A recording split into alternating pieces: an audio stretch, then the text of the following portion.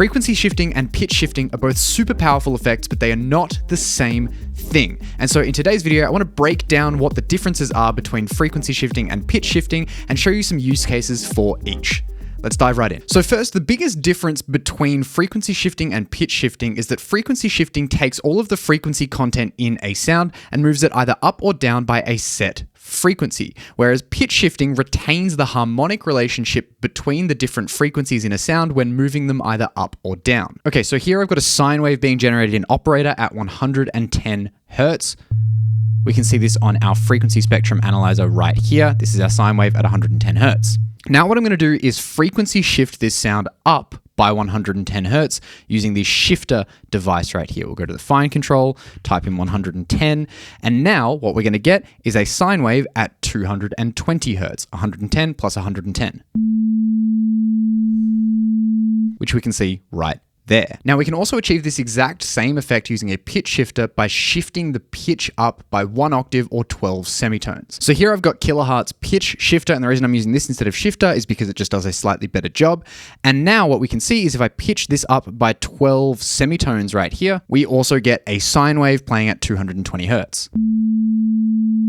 This is the pitch shifted version, and this is our frequency shifted version. Exactly the same thing. And the reason that this is the same is because shifting a sound by either 1 octave up or down is the equivalent of either doubling or halving that frequency. So in the case here, we've shifted a sine wave that's playing at 110 Hertz up 1 whole octave, doubling it, therefore effectively making it 220 Hertz. Now, in both cases here, because our sine wave is only a single frequency, we're only shifting that single frequency up or down by a certain amount. Now let's add a second harmonic to this sine wave and have a look at what happens. For those of you that don't know what harmonics are, basically most musical or pitched sounds have a fundamental frequency, which is the frequency that gives us the musical pitch of that sound. And then it has a whole bunch of other frequencies above this fundamental frequency. If any of those frequencies above the fundamental frequency are whole number multiples of that fundamental frequency, they are considered to be a harmonic. So in our case, the second harmonic of our fundamental frequency, which is 110 Hertz,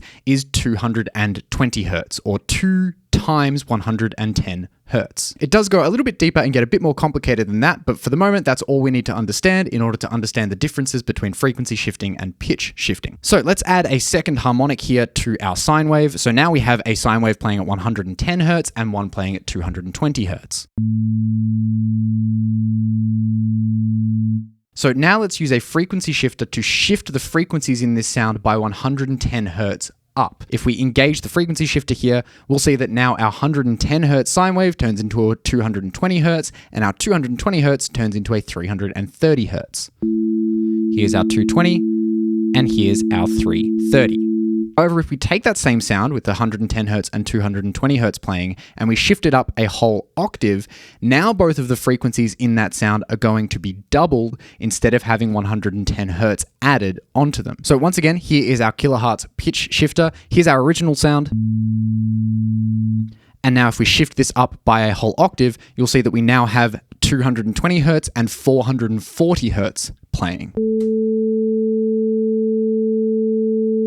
And again, that's because when we've shifted the sound by an octave, we've doubled each of the frequencies in that sound. Now, of course, you don't have to pitch shift just in octaves. You can pitch shift in semitones and cents. But the important thing here is that the relative distance between the frequencies stays the same when pitch shifting, however, not when frequency shifting. We can keep adding harmonics to our original sound up to however many we want, and the same thing will continue to apply. When we frequency shift the sound up or down, the individual frequencies of that sound are shifted up or down all by the same amount, whereas when we use a pitch shifter, the harmonic relationship between the frequencies will remain intact. In other words, if we have two frequencies in a sound and one of those frequencies is 2 times the frequency of the other, then that multiple relationship will stay the same when pitch shifting, but not when frequency shifting. Now, because pitch shifting retains the harmonic relationship of a sound, you might be thinking that it's better than frequency shifting. But this is not entirely true, and it's all completely contextual. For example, pitch shifting is great on more musical sounds with really obvious harmonic content and relationships. An example of this would be vocals. So here I've got a vocal phrase. You don't have to be alone.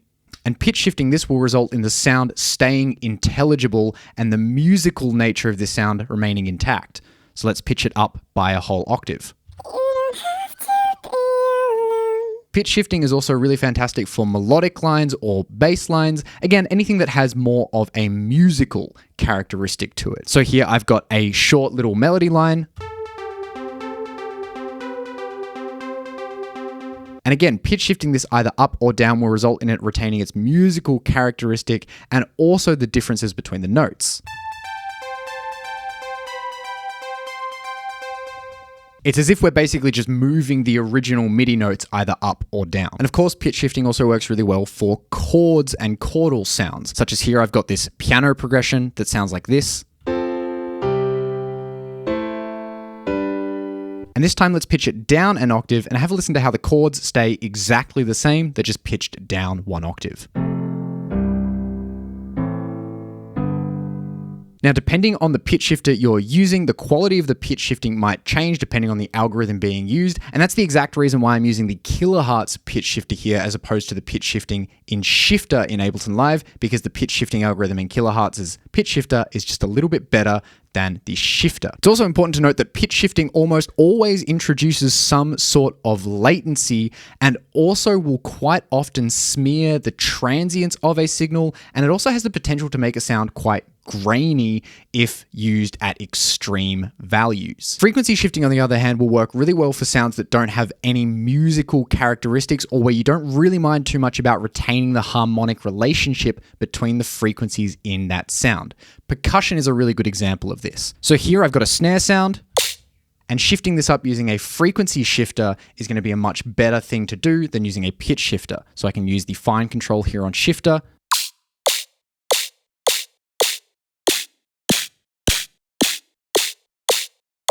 And the sonic characteristics of the sound here stay pretty much exactly the same, and we don't lose any of that transient information. The same can also be said of kick drums,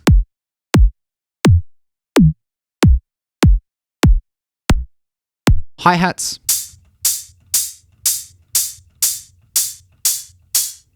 and any other percussive sound. Frequency shifting works also really well on more inharmonic sounds, such as rumbly atmospheres or more kind of noisy sounds. So here I've got this atmospheric sound.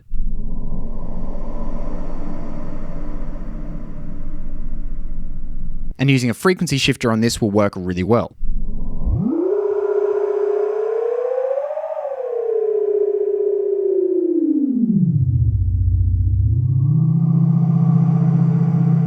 Frequency shifting can also be used in really interesting and creative ways too, because it creates an interesting inharmonic movement in the source signal, and then you can blend this back into the original signal to create some interesting beating and other cool kind of sounds. As an example, here I've got this kind of bass sound.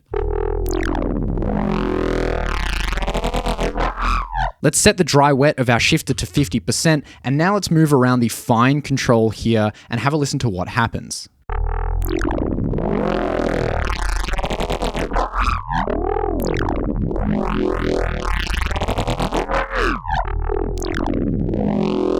And if we change the coarse control, we can get some really wild effects.